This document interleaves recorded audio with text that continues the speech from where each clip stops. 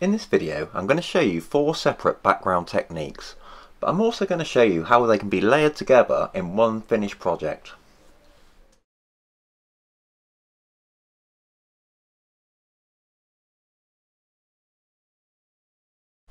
This first background is called acrylic and alcohol, and for this I'm using transparent yellow iron oxide.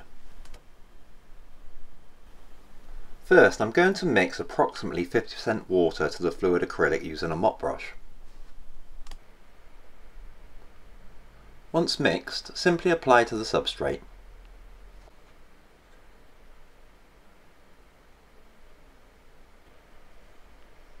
For this next stage I'm going to be using a product called isopropanol.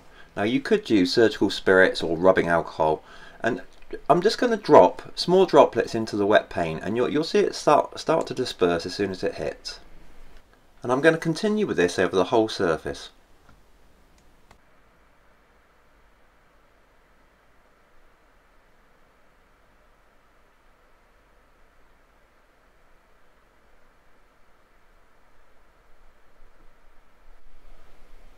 So once this is complete, we'll allow this to dry, and that's background 1.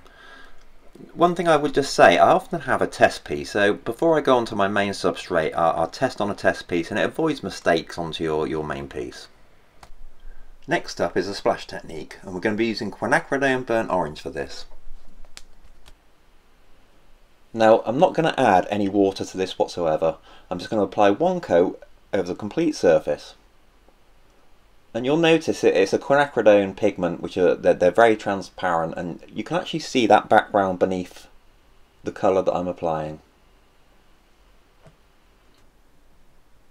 Now while the paint's still wet, I'm going to splash on a product from Deco-Art called Easy Float. You could also use their drying time extender, and you could also use water, but I find the Easy Float and the drying time extender that it has more surface tension, and it gives you very crisp edges around the splashes. Now once I finish splashing, I'm going to allow the paint to dry thoroughly. The paint's now dry, so I'm going to lay a sheet of paper over the top and just rub gently. And when you remove it, it's going to remove the Easy Float and the paint. It gives you quite a cool print. There you go. And I'm now just going to wipe any excess moisture that's left on the substrate.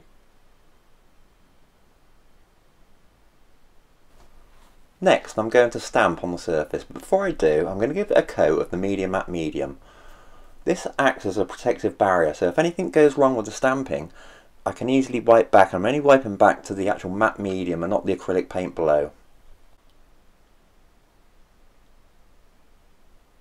So I'll allow the matte medium to dry, and then I can start stamping. And for this I'm going to be using Archival Ink. You could use StazOn, but if you're using StazOn, make sure the pad's really juicy and you only press onto the acrylic paint lightly. Otherwise it can grip the acrylic paint and make a real mess.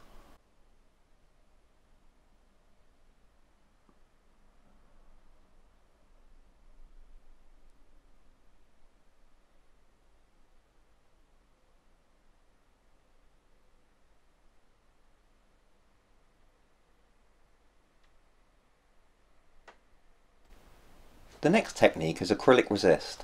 Now you could use Vaseline for this, petroleum jelly. I'm going to use it's a matte clay for hair, and it's a much tougher consistency, so I normally just heat it to make it more fluid.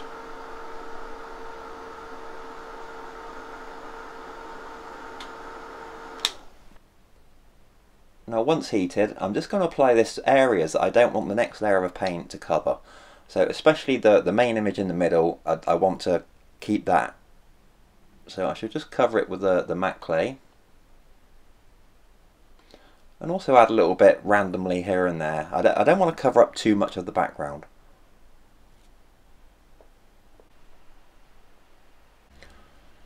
Next I'm going to add a layer of cobalt turquoise hue.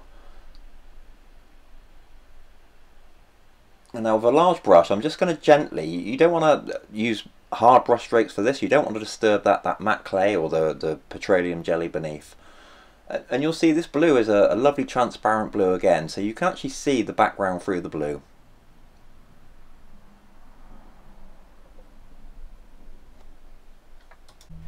Now it's all dry, so I'm just going to heat the surface, and this will make the matte clay a lot more fluid, and it will mean the paint will remove a lot easier.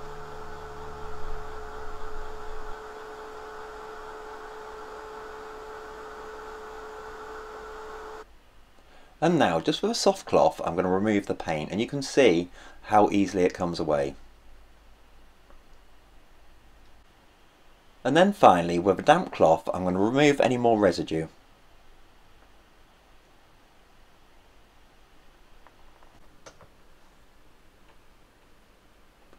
Now I'm going to repeat this process again.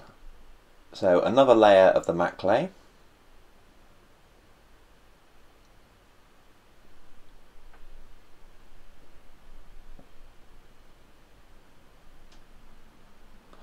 And now we're going to use blue-green light. And this is exactly the same as the step before.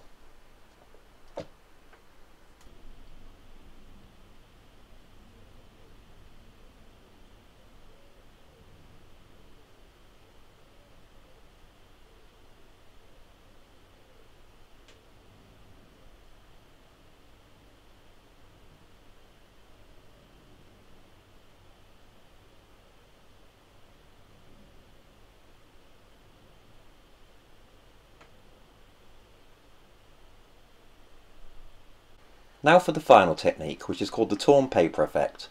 It's a very similar technique to the one before, using the matte clay, and we're going to be using titanium white. So I'm going to apply a layer of the matte clay. I'll heat it first. And then I'm going to cover a lot of the areas of the background with the matte clay now. And then apply one coat of titanium white over the whole surface. I'll now allow this to dry. The paint is now dry, and I'm going to stamp over the top with a dictionary style stamp, and I'm using Archival Ink. For best results you really should use StazOn, but again you must make sure that the pad is nice and juicy. If you press too hard on acrylic paint with StazOn, it will kind of stick to it and pull the acrylic paint away.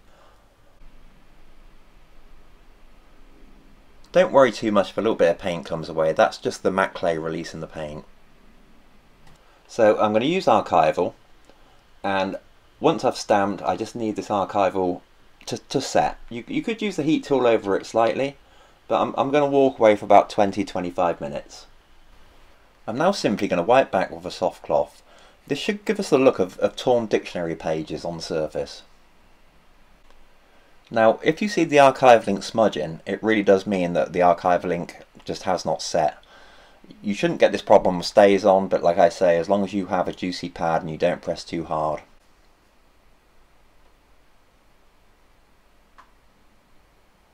As we zoom in, you can really see the effect that it gives of the torn paper.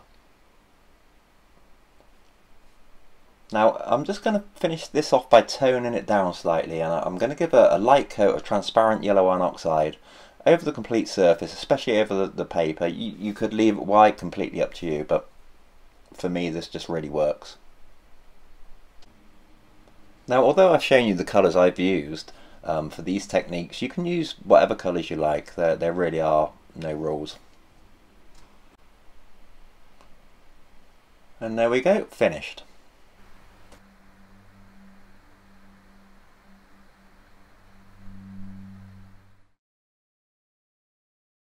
For more information about the media range, please visit Deco-Art.com.